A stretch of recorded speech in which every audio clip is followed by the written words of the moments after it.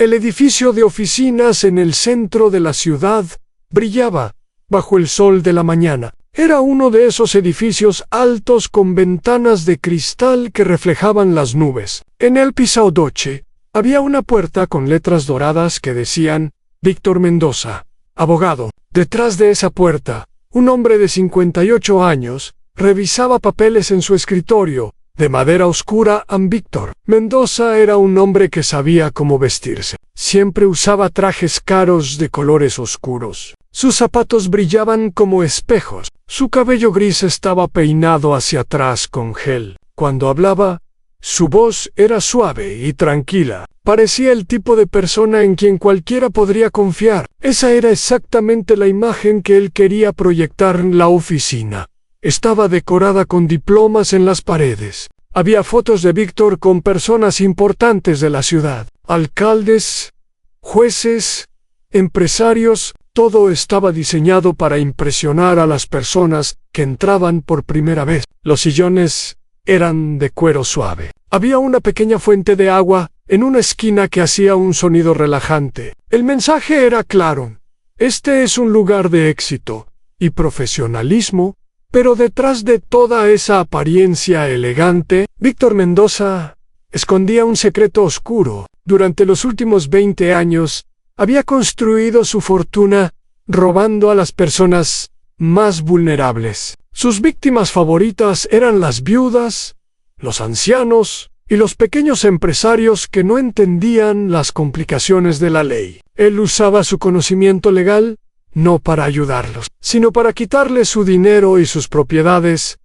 Su método era simple, pero efectivo. Primero ganaba la confianza de sus clientes. Les hablaba con amabilidad, les prometía resolver todos sus problemas. Luego, una vez que confiaban en él, comenzaba a pedirles dinero. Los honorarios siempre eran más altos de lo normal. Los procesos legales siempre se alargaban más de lo necesario. Y en algunos casos, cuando la oportunidad era perfecta, Víctor simplemente robaba propiedades enteras, usando documentos falsos y su conocimiento de los vacíos legales. Esa mañana de marzo, Víctor estaba de buen humor. Acababa de cerrar un caso que le había dado $50,000. El cliente, un hombre mayor de 70 años, había perdido la mitad de su pensión pagando honorarios por un caso que Víctor había prolongado durante 3 años innecesariamente. El hombre nunca sospecharía. Nadie nunca sospechaba a Ann, la secretaria de Víctor,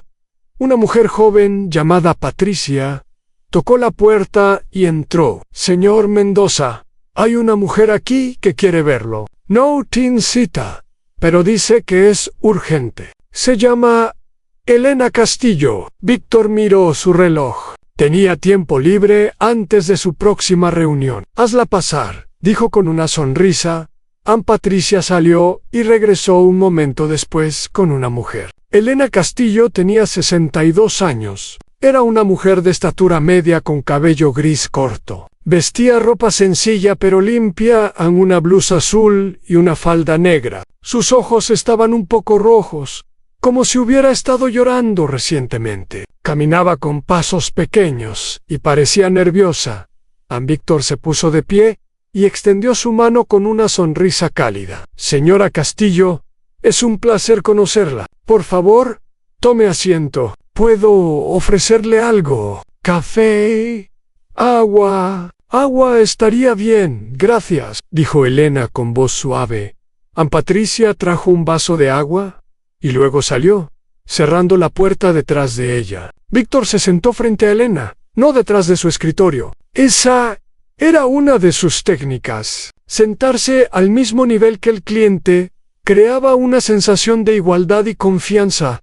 Ahora cuénteme, ¿en qué puedo ayudarla? Elena tomó un sorbo de agua antes de hablar. Sus manos temblaban ligeramente. Mi esposo murió hace 2 meses. Comenzó, Roberto. Estuvimos casados 40 años. Él se encargaba de todo lo relacionado con el dinero y los papeles. Yo nunca me preocupé por esas cosas. Ahora que él no está, no sé qué hacer. Hay una casa a nuestro nombre. Hay cuentas bancarias. Hay papeles que no entiendo. Alguien me dijo que necesito un abogado para arreglar todo esto. Para hacer la sucesión, creo que se llama. Víctor asintió con expresión comprensiva. Por dentro, estaba calculando. Una viuda reciente. Una casa. Cuentas bancarias. Y lo mejor de todo, ella misma admitía que no entendía nada de papeles ni dinero. Lamento mucho su pérdida, señora Castillo, dijo Víctor con voz suave. Perder a un compañero de tantos años debe ser muy difícil, pero ha venido al lugar correcto. Yo me especializo exactamente en este tipo de casos. La voy a ayudar a resolver todo esto de la manera más sencilla posible. Angelina pareció relajarse un poco. ¿De verdad? Me dijeron que estos procesos pueden ser muy complicados. Pueden serlo, admitió Víctor. Pero con el abogado correcto, todo se hace más fácil. Ahora, cuénteme más sobre la propiedad. ¿La casa está solo a nombre de su esposo o está a nombre de los dos? Durante la siguiente hora, Víctor hizo muchas preguntas. Descubrió que la casa valía aproximadamente $400,000. Estaba ubicada en un buen vecindario. Además, había 2 cuentas bancarias con un total de $80,000. El esposo de Elena también tenía un pequeño terreno en las afueras de la ciudad que valía unos $50,000. En total, Elena estaba sentada sobre más de $500,000 en propiedades y ahorros. Víctor mantuvo su expresión profesional, pero por dentro estaba emocionado. Este era exactamente el tipo de caso que amaba. Una mujer sola, sin conocimientos legales, con propiedades valiosas y sin familiares cercanos que pudieran interferir. Elena le había contado que no tenían hijos. Su única familia era una hermana que vivía en otro país y con quien apenas hablaba. Muy bien, señora Castillo, dijo Víctor finalmente. Tengo una idea clara de su situación. El proceso de sucesión es algo complejo, pero yo me encargaré de todo. Lo primero que necesitamos es establecer mi representación legal. Hay algunos documentos que usted tendrá que firmar. ¿Qué tipo de documentos?, preguntó Elena. Principalmente un poder notarial. Esto me permite actuar en su nombre ante los tribunales y las instituciones financieras. Sin este documento, yo no podría hacer nada por usted. Es completamente estándar en estos casos. Elena asintió. Si usted dice que es necesario, entonces lo firmaré. Víctor sonrió. También necesitaré un anticipo para comenzar a trabajar en su caso. Mis honorarios son de $10,000 para empezar, y luego iremos viendo según avance el proceso.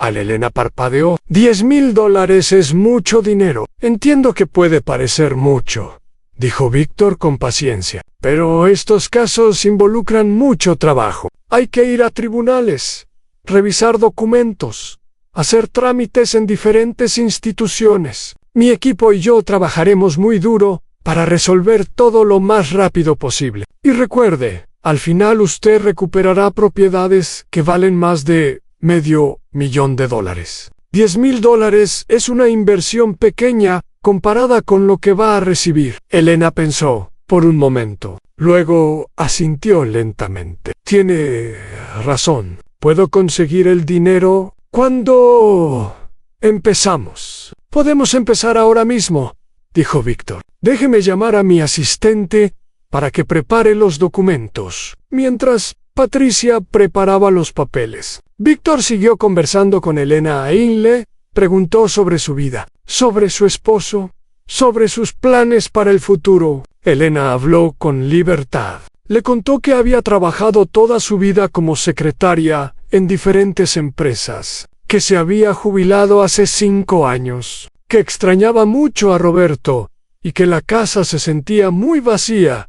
Sin él, Víctor escuchaba con atención, o al menos eso parecía. En realidad, estaba buscando información útil. ¿Tenía Elena amigos cercanos que pudieran aconsejarla? ¿Había algún sobrino o familiar que pudiera interferir? ¿Era el tipo de persona que verificaba las cosas ¿O confiaba ciegamente en los profesionales? Todo lo que escuchó le gustó. Elena parecía completamente sola y completamente confiada. No mencionó a ningún amigo abogado ni a ningún familiar que pudiera hacer preguntas incómodas. Era, en palabras que Víctor nunca diría en voz alta, la víctima perfecta. Patricia entró con los documentos. Víctor los revisó brevemente y luego se los pasó a Elena. Aquí está el poder notarial. Y aquí está el contrato de servicios legales. Tómese su tiempo para leerlo si quiere. Elena miró los documentos. Eran varias páginas llenas de texto legal complicado. Intentó leer el primer párrafo, pero pronto se sintió perdida. Es muy complicado, admitió. No entiendo la mayoría de estas palabras. Eso es completamente normal, dijo Víctor. El lenguaje legal es muy técnico, pero básicamente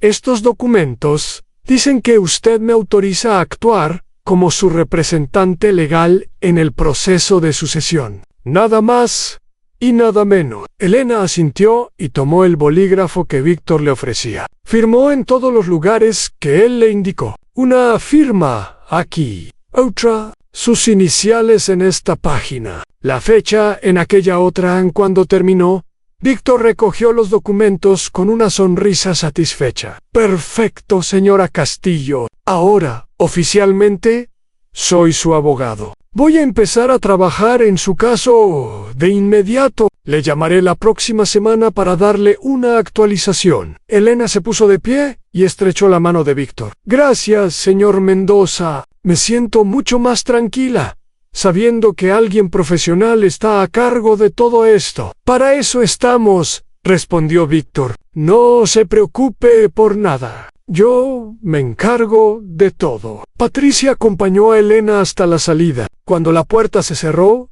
Víctor se reclinó en su sillón con una sonrisa amplia. Había sido una buena mañana. Muy buena. Lo que Víctor no sabía, lo que ni siquiera podía imaginar, era que Elena Castillo no era quien parecía ser. Elena salió del edificio y caminó hasta la esquina donde había. Se llamaba Fernando Ríos y había sido juez durante 30 años antes de jubilarse. ¿Y bien?, preguntó Fernando. ¿Cómo fue? Elena sacó su teléfono celular del bolso. Detuvo una grabación que había estado corriendo todo el tiempo. Exactamente como predijiste, dijo Elena. Me hizo firmar un poder notarial muy amplio. Cobró $10,000 por adelantado. Y ni siquiera me dejó tiempo para leer los documentos correctamente.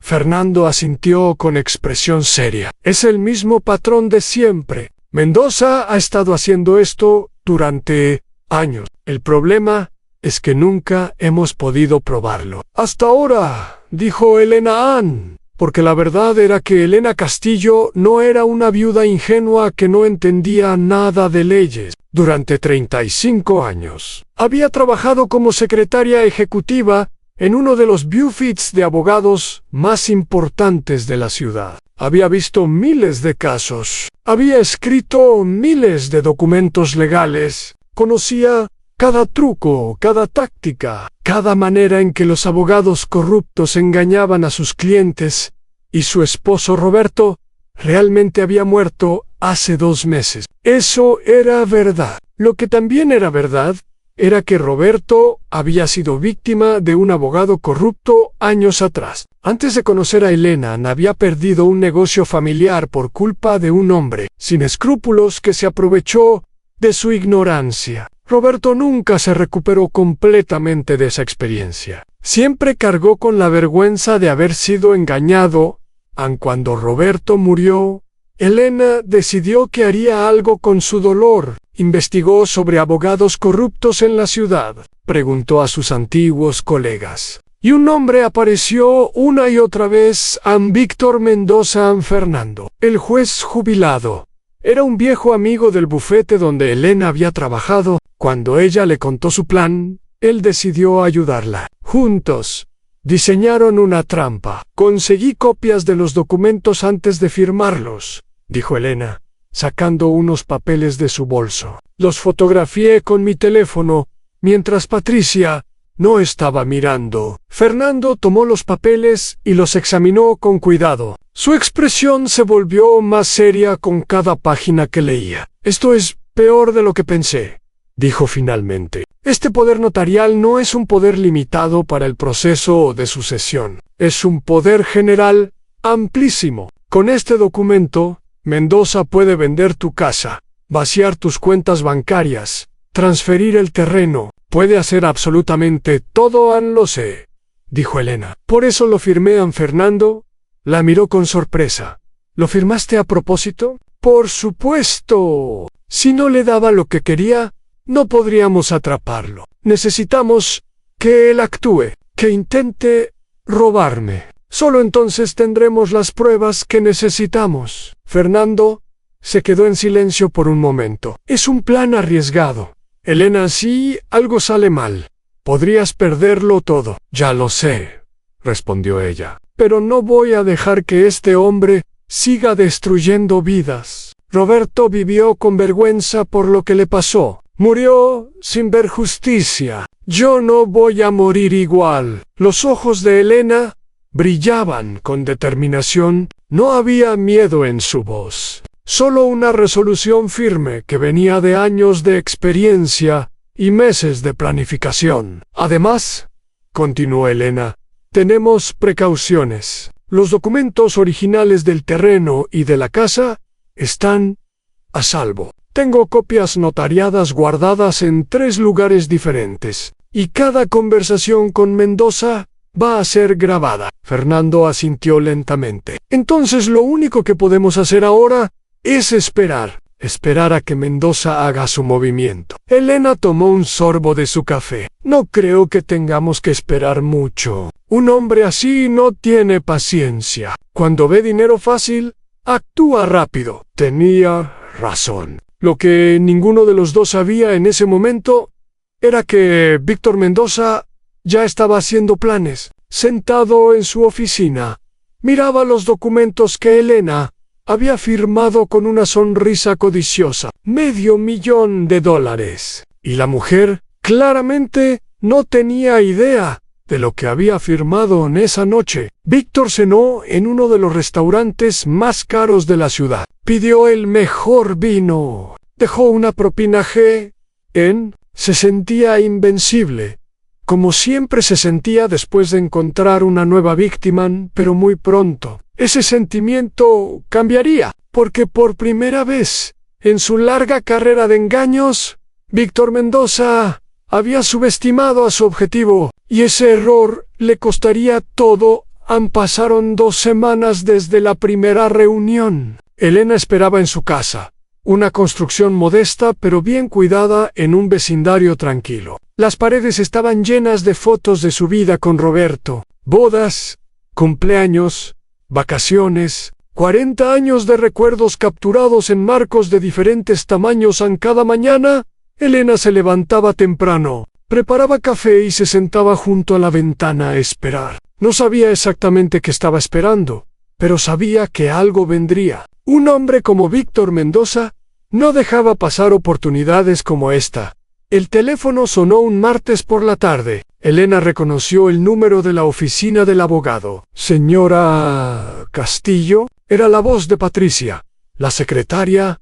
«Sí, soy yo. El señor Mendoza quiere programar una reunión con usted. Dice que hay algunos avances en su caso y necesita discutir algunos detalles importantes. ¿Podría venir mañana a las 10 de la mañana? «Por supuesto», respondió Elena. «Ahí estaré». Cuando colgó el teléfono, Elena inmediatamente llamó a Fernando. «Me citaron para mañana», le dijo. «Dice que hay avances en el caso». «Bien», respondió Fernando. «Recuerda grabar todo y mantén la calma. No importa lo que te digan, lo sé. He esperado mucho tiempo para esto». Al día siguiente, Elena llegó a la oficina de Víctor Mendoza exactamente a las 10. Vestía la misma ropa sencilla de la primera visita. Se había asegurado de parecer cansada y preocupada. Un poco de maquillaje estratégico hacía que sus ojos parecieran más hundidos. Como si no hubiera dormido bien. Patricia la hizo pasar al despacho. Víctor estaba de pie junto a la ventana, mirando hacia la ciudad. Se dio vuelta con una sonrisa cuando Elena entró. «Señora Castillo, qué gusto verla. Por favor, siéntese». Elena se sentó en el mismo sillón de la vez anterior. Notó que Víctor parecía especialmente contento hoy. Eso no era una buena señal. «¿Cómo ha estado?», preguntó Víctor, sentándose frente a ella. «Bien, gracias. Bueno, también como se puede estar. Todavía extraño mucho a Roberto». Por supuesto.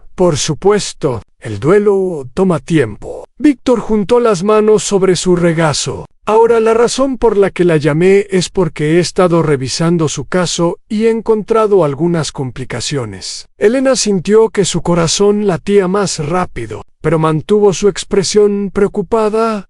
«¿Complicaciones? ¿Qué tipo de complicaciones?». Víctor suspiró, como si le doliera dar malas noticias. «Verá, resulta que hay algunos problemas con los títulos de propiedad de su casa. Al parecer, hay una deuda antigua que nunca se pagó, impuestos atrasados de hace muchos años. Si no se resuelve esto, el gobierno podría embargar la propiedad».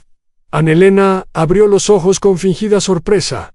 «¿Embargar mi casa? Pero Roberto siempre pagó todo. Él era muy cuidadoso con esas cosas». «Estoy seguro de que lo era», dijo Víctor con tono comprensivo. «Pero a veces estos errores ocurren. Un pago que se pierde, un documento que no se archiva correctamente. El punto es que necesitamos resolver esto rápidamente antes de que se convierta en un problema mayor.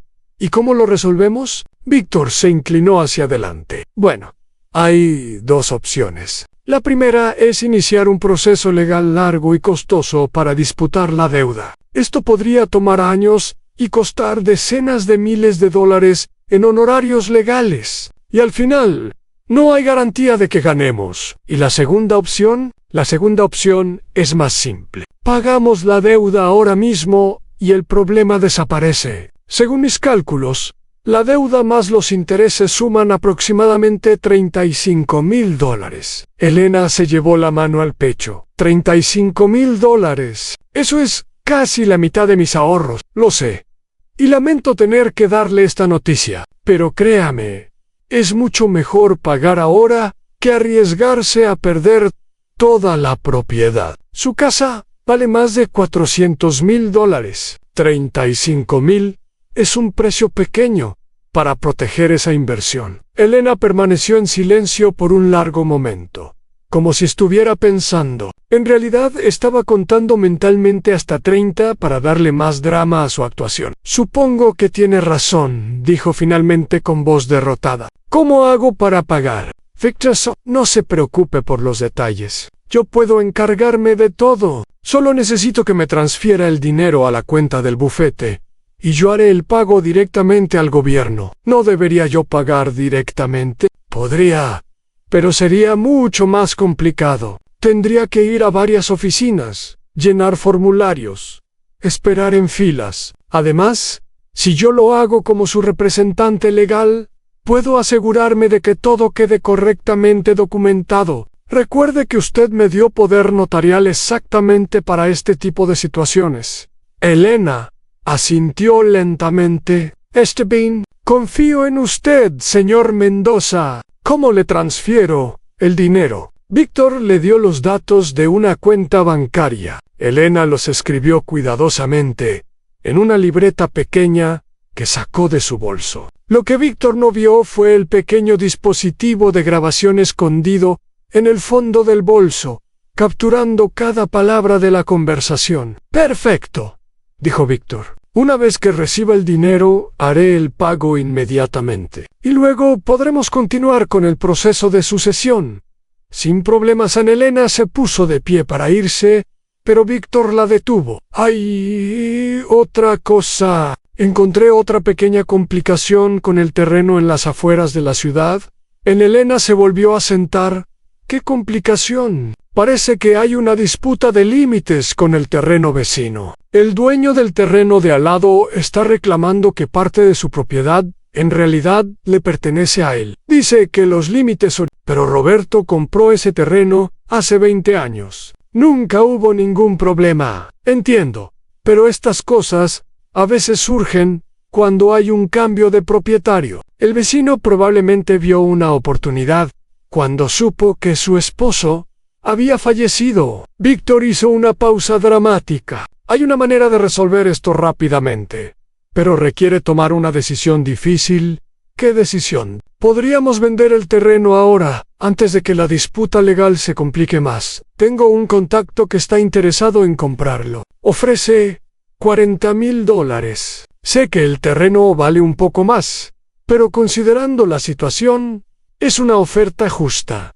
A Elena frunció el ceño. $40,000. Roberto decía que ese terreno valía al menos $50,000. Probablemente tenía razón, en condiciones normales. Pero, con esta disputa legal pendiente, el valor baja. Además, si el vecino gana el caso, podría quedarse con parte del terreno y usted recibiría mucho menos. Mi recomendación profesional es aceptar esta oferta y evitar el riesgo. Elena pareció considerar las opciones. En realidad, estaba pensando en lo elaborado que era el plan de Víctor. Primero inventaba problemas falsos para sacarle dinero. Luego intentaba comprar sus propiedades por debajo de su valor real. Probablemente el contacto interesado era una empresa controlada por el propio Víctor.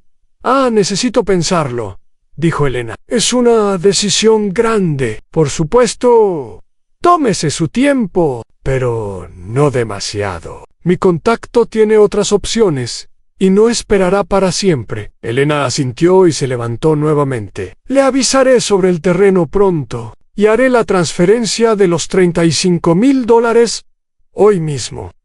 Ha tomado la decisión correcta, señora Castillo. Estoy aquí para proteger sus intereses. Elena salió de la oficina con pasos lentos y cansados, pero tan pronto como llegó a la calle y dobló la esquina, su postura cambió completamente. Sacó su teléfono y llamó a Fernando. Lo tengo todo grabado, dijo. Inventó una deuda falsa de $35,000. También quiere que le venda el terreno por $40,000 a un contacto suyo. Claramente está preparando el robo. Perfecto, respondió Fernando. Ahora necesitamos que realmente intente quedarse con el dinero o las propiedades. Solo entonces tendremos un caso sólido. Voy a transferirle el dinero hoy, pero antes, necesito que me ayudes con algo. ¿Qué necesitas? Necesito verificar si esta supuesta deuda de impuestos existe realmente. Tengo contactos en la oficina de registros públicos. Si puedo probar que la deuda es inventada, tenemos evidencia de fraude. Buena idea. Te consigo una cita para mañana. Esa tarde, Elena fue al banco y transfirió $35,000 a la cuenta que Víctor le había dado. Le dolía separarse de tanto dinero, pero sabía que era necesario. Cada dólar que Víctor robaba era una prueba más en su contra. Al día siguiente, Elena visitó la oficina de registros públicos de la ciudad. Una amiga que trabajaba allí la ayudó a buscar cualquier deuda asociada con su propiedad. Después de revisar todos los archivos, la respuesta fue clara. No había ninguna deuda, ningún impuesto atrasado, ningún problema con el título de propiedad. Todo estaba perfectamente en orden.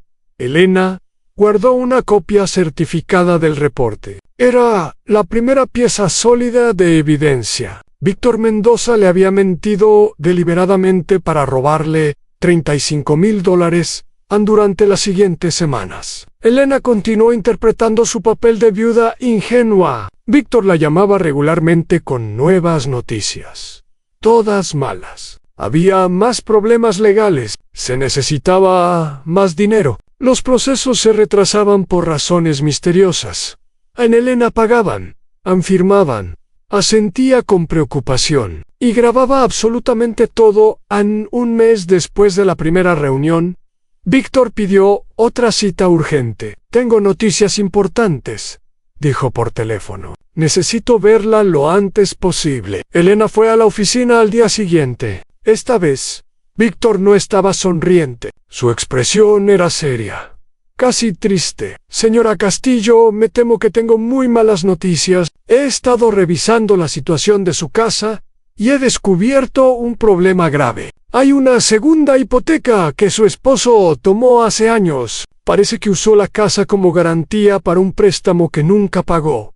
Ana Elena negó con la cabeza. Eso no es posible. Roberto nunca haría algo así sin decírmelo. Entiendo que es difícil de creer, pero los documentos no mienten. La deuda total, con intereses, supera los $200,000. El banco está amenazando con ejecutar la hipoteca. Si no hacemos algo, usted va a perder su casa. Elena se cubrió la cara con las manos, aparentando estar a punto de llorar. No puede ser. No puede ser. Esa casa es todo lo que tengo. Víctor se acercó y puso una mano en su hombro. Sé que es terrible, pero hay una solución. No es ideal, pero podría salvarla de perderlo todo. Elena lo miró con ojos húmedos. ¿Qué solución? Yo tengo un grupo de inversionistas que se especializan en este tipo de situaciones. Ellos pueden comprar la casa, pagar la hipoteca y darle a usted algo de dinero en efectivo para empezar de nuevo. No recibiría el valor total de la propiedad, pero al menos no se quedaría en la calle. ¿Cuánto me darían? $100,000. Después de pagar la hipoteca y los gastos legales, eso es lo que quedaría para usted. Elena calculó mentalmente. Su casa valía $400,000. Víctor quería que la vendiera por una fracción de su valor real, basándose en una deuda que probablemente era tan falsa como la anterior. Es muy poco dinero, dijo Elena con voz débil. No hay otra manera. Me temo que no. El tiempo se acaba. Si el banco ejecuta la hipoteca, usted no recibirá nada. Al menos, de esta manera, conserva algo. Elena fingió pensarlo por varios minutos. Finalmente, asintió con resignación. Está bien. Si no hay otra opción, acepto. Víctor no pudo ocultar su satisfacción. Ha tomado la decisión correcta. Voy a preparar los documentos de venta. Necesitaré que venga la próxima semana para firmar todo. Elena salió de la oficina con la cabeza baja, pero por dentro estaba exultante. Víctor finalmente había mostrado su verdadero plan. No quería pequeños pagos de $30,000 aquí y allá. Quería la casa entera. Probablemente los inversionistas eran otra empresa fantasma controlada por él. Compraría la casa por $100,000 y la vendería por su valor real, quedándose con la diferencia de $300,000. Era audaz. Era despreciable. Y pronto sería su perdición. Esa noche, Elena se reunió con Fernando y otros 2 abogados jubilados que habían decidido ayudarla. Los 4 se sentaron alrededor de la mesa del comedor de Elena, rodeados de carpetas llenas de documentos. Necesitamos verificar si esta supuesta segunda hipoteca existe, dijo Elena. Si es falsa como la deuda de impuestos, tenemos otro cargo de fraude. Uno de los abogados, un hombre llamado Carlos, asintió. Puedo buscar en el registro de hipotecas mañana. Si la hipoteca no existe, Víctor está cometiendo un delito grave. Fernando revisaba las grabaciones que Elena había hecho. Aquí dice claramente que la deuda supera los $200,000 y que el banco está amenazando con ejecutar. Si todo esto es mentira, es fraude agravado. Hay algo más, dijo Elena. He estado investigando a Víctor en mis ratos libres. He encontrado otras víctimas. Todos la miraron con sorpresa. Otras víctimas. Elena sacó una libreta llena de notas. Hasta ahora he identificado a 12 personas que fueron robadas por Víctor Mendoza en los últimos 10 años. Viudos, viudas, ancianos, personas enfermas. Todas siguieron el mismo patrón. Todas perdieron propiedades o ahorros, y ninguna denunció porque tenían vergüenza o porque no sabían que habían sido estafadas. Fernando silbó por lo bajo. Teuchevik, eso convierte esto en una empresa criminal. Exacto. dijo Elena, pero necesito contactar a estas personas. Necesito que estén dispuestas a testificar. Solo entonces tendremos un caso realmente fuerte. Durante las siguientes semanas, Elena dividió su tiempo entre mantener su actuación frente a Víctor y rastrear a las otras víctimas. No few. Algunas personas habían muerto, otras se habían mudado lejos, y muchas simplemente no querían hablar de lo que les había pasado. Pero Elena era persistente. Visitó hogares de ancianos, hizo llamadas telefónicas, escribió cartas. Poco a poco, las historias comenzaron a emerger. Había un hombre de 80 años que había perdido su negocio familiar. Una viuda de 75 años que tuvo que vender su casa por la mitad de su valor. Un señor enfermo que gastó todos sus ahorros en honorarios legales por un caso que Víctor prolongó deliberadamente durante 5 años. Cada historia era más triste que la anterior. Cada víctima había confiado en Víctor Mendoza, y cada una había sido traicionada de la manera más cruel. Para cuando llegó la fecha de la firma de venta de la casa, Elena había contactado a 7 víctimas que estaban dispuestas a testificar. Otras 3 estaban considerándolo. Era suficiente para construir un caso sólido, pero antes de ir a la fiscalía, Elena necesitaba una última pieza de evidencia. Necesitaba que Víctor realmente intentara robar su casa. Solo entonces el caso sería irrefutable.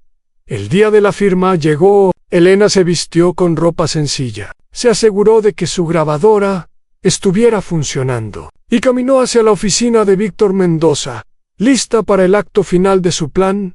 Lo que pasaría en esa reunión cambiaría todo. Para Elena, para Víctor y para las docenas de víctimas que habían esperado años por justicia. La mañana de la firma era fría y gris. Las nubes cubrían el cielo. Antes de entrar al edificio, Elena se detuvo un momento. Respiró profundo. Había pasado meses preparándose para este día. Había sacrificado dinero, tiempo y paz mental. Había mentido y actuado y fingido ser alguien que no era. Todo para llegar a este momento. Por ti, Roberto, murmuró en voz baja. Por ti y por todos los demás. Subió al piso 12 y entró a la oficina. Patricia la saludó con una sonrisa profesional y la hizo pasar al despacho de Víctor Anel. Abogado estaba sentado detrás de su escritorio, rodeado de papeles. Su traje era azul oscuro, impecable como siempre. Sus ojos brillaban con una luz que Elena ahora reconocía como codicia pura. Señora Castillo, bienvenida. Por favor, tome asiento. Elena se sentó. Notó que había una pila de documentos en el escritorio, todos con marcas amarillas que indicaban dónde firmar. Antes de empezar, dijo Víctor, quiero asegurarle que ha tomado la decisión correcta. Sé que no es fácil vender la casa donde vivió tantos años con su esposo, pero créame, es la única manera de protegerla de perderlo todo. Entiendo, dijo Elena con voz sumisa. Confío en usted, señor Mendoza. Víctor sonrió. Bien, ahora, vamos a revisar los documentos. Este primer papel es el contrato de compraventa. Los compradores son una empresa llamada Inversiones del Valle. Ellos pagarán $100,000 por la propiedad. Dinero. 70,000 irán a pagar la hipoteca pendiente y los gastos legales. Usted recibirá los 30,000 restantes. Elena parpadeó. Usted dijo que yo recibiría $100,000. Víctor mantuvo su expresión tranquila. Dije que la oferta era de 100,000, pero hay gastos que se descuentan. La hipoteca, mis honorarios por manejar la transacción, impuestos de transferencia, notario. Al final, 30,000 es lo que queda para usted. $30,000 por una casa de 400,000. Una casa con una hipoteca de 200,000 que usted no puede pagar, corrigió Víctor. Recuerde que sin esta venta, usted no recibiría nada. El banco se quedaría con todo. Elena bajó la mirada hacia los papeles. Sus manos temblaban, pero no de miedo, de rabia contenida. ¿Y qué pasó con el terreno?, preguntó. ¿El de las afueras? Sí, han buenas noticias sobre eso. Mi contacto finalmente resolvió la disputa con el vecino. Está listo para comprar el terreno por $35,000. Usted dijo 40,000 antes. Las negociaciones son así, señora Castillo. El precio baja, el precio sube. 35,000 es la oferta final. Elena calculó mentalmente. Entre la casa y el terreno, sus propiedades valían casi $500,000. Víctor pretendía quedarse con todo por menos de 100,000, de los cuales ella solo vería 30,000 al final. Era el robo perfecto, legal en apariencia, criminal en esencia. Está bien, dijo Elena finalmente. ¿Dónde firmo? Víctor no pudo ocultar su satisfacción. Se levantó y rodeó el escritorio para sentarse junto a Elena, señalando cada línea donde debía firmar. Aquí, aquí, sus iniciales, aquí. La fecha. Elena tomó el bolígrafo, lo sostuvo sobre el primer documento. Pero, no, antes de firmar, dijo. Tengo algunas preguntas. Víctor la miró con un destello de impaciencia. ¿Qué preguntas? Esta hipoteca de $200,000. ¿Podría mostrarme los documentos originales? Me gustaría ver la firma de mi esposo. Los documentos están en el banco. Yo solo tengo copias.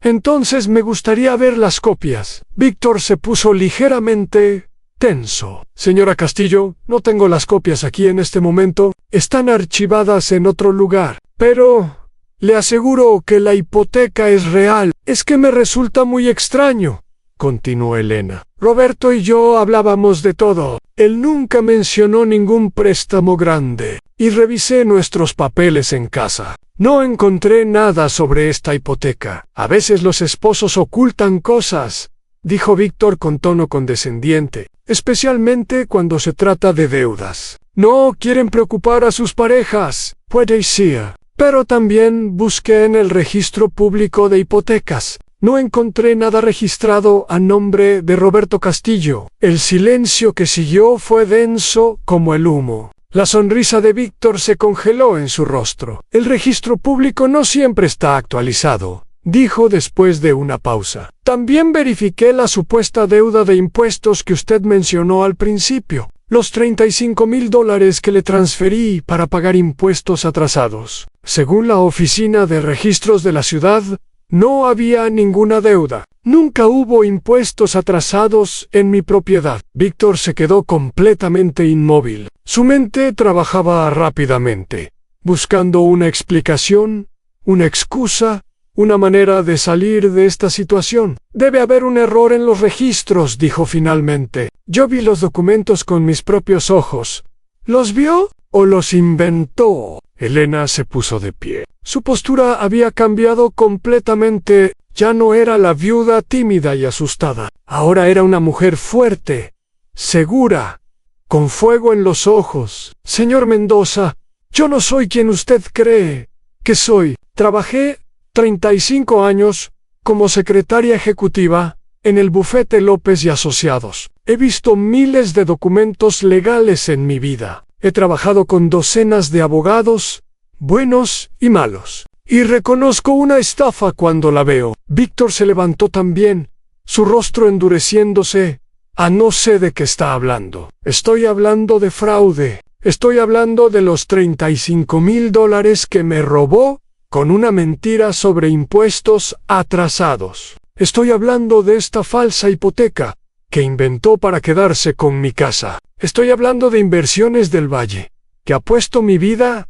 Es una empresa que usted controla. Estas son acusaciones muy serias, señora. Podría demandarla por difamación. Puede intentarlo. Pero le será difícil cuando la fiscalía vea estas grabaciones. Elena sacó la pequeña grabadora de su bolso y la sostuvo en alto. He grabado cada conversación que hemos tenido, cada invención, cada intento de robarme. En el rostro de Víctor palideció. Esas grabaciones no son legales. No puede usarlas. En este estado, es legal grabar conversaciones si una de las partes consiente.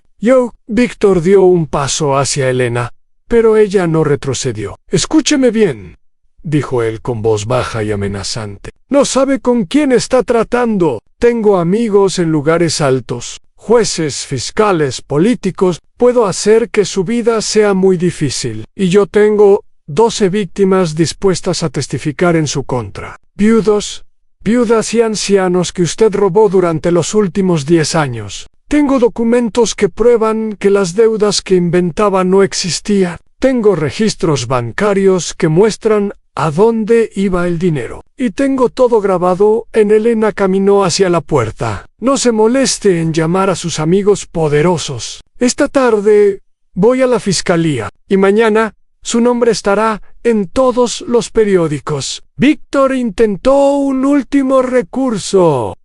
Podemos llegar a un acuerdo. Le devuelvo el dinero en todo, con intereses. Y olvidamos que esto pasó. Elena se detuvo en la puerta y lo miró por encima del hombro.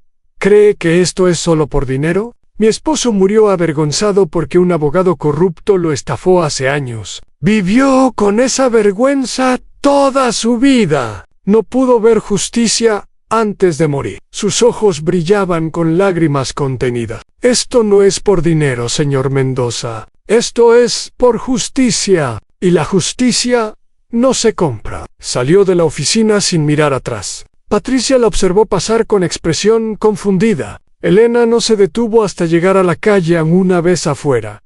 Elena sacó su teléfono y llamó a Fernando. Está hecho, dijo. Tengo todo lo que necesitamos. Nos vemos en la fiscalía en 1 hora. Mientras Elena caminaba hacia el edificio de la fiscalía, Víctor Mendoza permanecía en su oficina, completamente inmóvil. Por primera vez en 30 años, no sabía qué hacer. Todo su imperio estaba construido sobre mentiras. Y ahora esas mentiras estaban a punto de derrumbarse. Señor, tenía dinero escondido en cuentas en otros países. Podría desaparecer, empezar de nuevo, en algún lugar donde nadie lo conociera. Pero algo lo detenía. Orgullo, tal vez, o la creencia arrogante de que todavía podía salir de esto.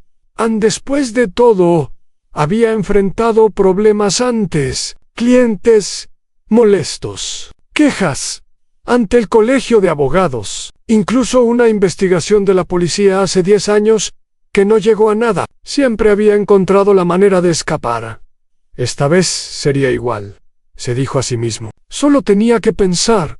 Lo que Víctor no entendía era que esta vez era diferente. No estaba enfrentando a una víctima sola y asustada. Estaba enfrentando a una mujer que había pasado su vida entera en el mundo legal. Una mujer que conocía cada regla, cada procedimiento, cada manera de construir un caso sólido. Y esa mujer había pasado meses preparándose para este momento. La red de Víctor era fuerte, pero la red que Elena había tejido era más fuerte todavía. Esa tarde, Elena llegó a la fiscalía acompañada de Fernando y 2 de las otras víctimas. Habían decidido que sería más efectivo presentar varias denuncias simultáneas que hacerlo por separado. El fiscal que los recibió era un hombre joven llamado Daniel Herrera. Había entrado a la fiscalía hacía solo 3 años, pero ya tenía reputación de ser inteligente y tenaz. Más importante aún, no tenía conexiones con los círculos de poder donde Víctor Mendoza movía sus hilos. Elena habló primero. Explicó cómo había llegado a la oficina de Víctor, fingiendo ser una viuda ingenua. Cómo había grabado las conversaciones. Cómo había verificado que las deudas que Víctor inventaba no existían. Cómo había rastreado a otras víctimas. Luego habló Fernando, aportando su experiencia como juez jubilado, para explicar los aspectos legales del fraude. Alberto había perdido un negocio de ferretería que su familia había tenido por 3 generaciones. Carmen había tenido que vender su casa y mudarse con su hija, porque Víctor le había robado todos sus ahorros. En el fiscal Herrera escuchó todo con atención. Hizo preguntas. Y cuando Elena le mostró las grabaciones y los documentos, Sus ojos se abrieron con sorpresa. «Esto es extraordinario», dijo. «Tienen un caso muy sólido. Pero necesito verificar algunas cosas antes de proceder». «¿Cuánto tiempo tomará eso?», preguntó Elena.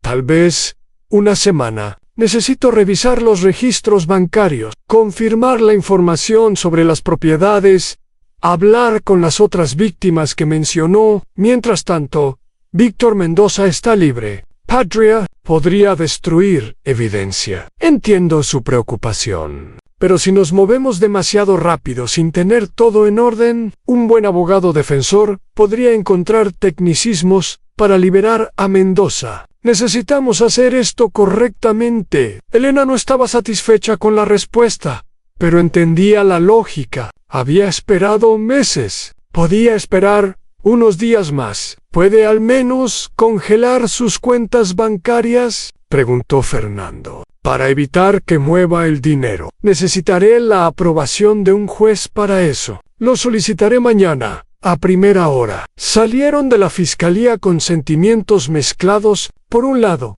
habían dado el primer paso importante. Por otro lado, Víctor todavía estaba libre y podría hacer cualquier cosa. Lo que no sabían era que Víctor ya estaba haciendo algo mientras Elena estaba en la fiscalía. Víctor había llamado a todos sus contactos. Había hablado con un juez que le debía favores. Había contactado a un político local que recibía dinero de él regularmente. Había llamado a otros abogados menos escrupulosos que podrían ayudarlo a desaparecer. Evidencia, pero las respuestas que recibió no fueron las que esperaba. El juez dijo que no podía ayudarlo. Estaba cerca de retirarse y no quería arriesgar su pensión. El político dijo que lo llamaría después, pero nunca lo hizo. Los otros abogados dijeron que el caso era demasiado público, demasiado peligroso. Por primera vez en su vida, Víctor estaba solo esa noche. Víctor no durmió. Pasó horas en su oficina, revisando archivos, quemando documentos que podrían incriminarlo, transfiriendo dinero a cuentas en el extranjero. Pensó en las 12 víctimas que Elena había mencionado. Podía recordar algunas de ellas. El viejo del negocio de ferretería, la señora que vendió su casa, el hombre enfermo que gastó todos sus ahorros. Nunca había sentido culpa por ellos. Eran simplemente oportunidades de negocio, personas débiles que no sabían protegerse. Pero ahora esas personas débiles se habían unido, y juntas eran fuertes. Al amanecer, Víctor tomó una decisión. Iba a usar cada recurso, cada truco, cada conexión que todavía le quedaba. No iba a rendirse sin pelear. Lo que no sabía era que la pelea ya estaba perdida. A la mañana siguiente, el fiscal Herrera obtuvo una orden judicial para congelar todas las cuentas bancarias asociadas con Víctor Mendoza y sus empresas. Cuando los investigadores intentaron ejecutar la orden, descubrieron que durante la noche alguien había intentado transferir más de $2 millones a cuentas en el extranjero. La transferencia había sido bloqueada, pero el intento era evidencia adicional de conciencia de culpa.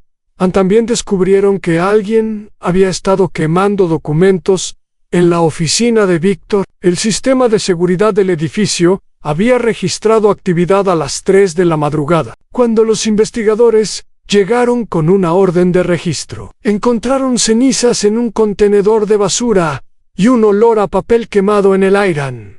Pero Víctor había cometido un error crucial. En su prisa por destruir evidencia, había olvidado que Patricia, su secretaria, guardaba copias de seguridad de todos los documentos importantes en una nube digital. Ella no sabía que su jefe era un criminal, así que cuando los investigadores le preguntaron, les dio acceso completo.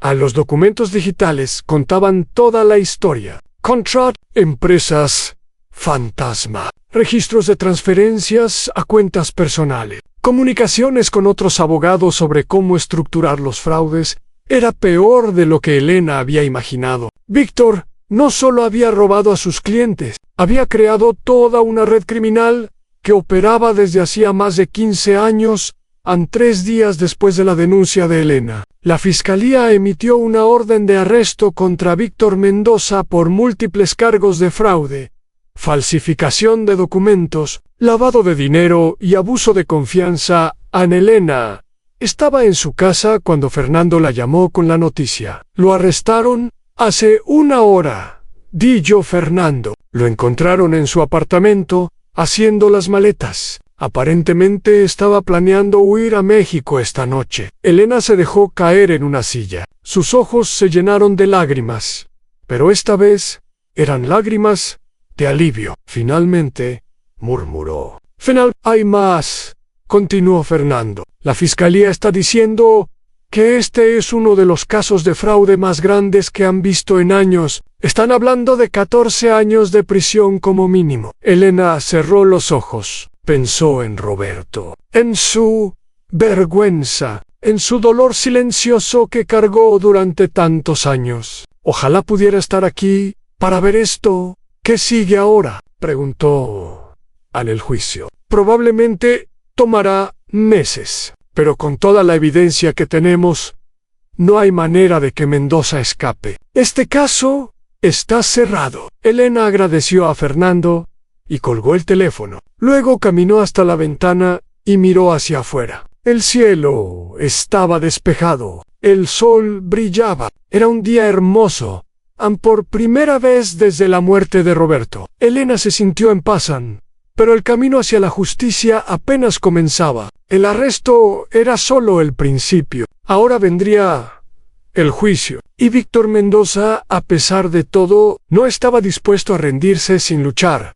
Los meses que siguieron al arresto fueron intensos para todos los involucrados. Elena se encontró en el centro de una tormenta mediática que no había anticipado. Los periódicos locales publicaron la historia en primera plana. Las estaciones de televisión querían entrevistas. Los programas de radio discutían el caso durante horas. Al principio, Elena rechazó todas las solicitudes de entrevistas. No quería atención, solo quería justicia. Pero Fernando la convenció de que hablar públicamente podría ayudar a encontrar más víctimas. Hay personas que fueron estafadas por Mendoza y ni siquiera lo saben, explicó Fernando. Si ven tu historia en las noticias, tal vez se den cuenta de lo que les pasó. Tal vez se animen a hablar. Elena aceptó dar una entrevista a un periódico local. Habló con calma sobre lo que había pasado. Explicó cómo había sospechado de Víctor desde el principio,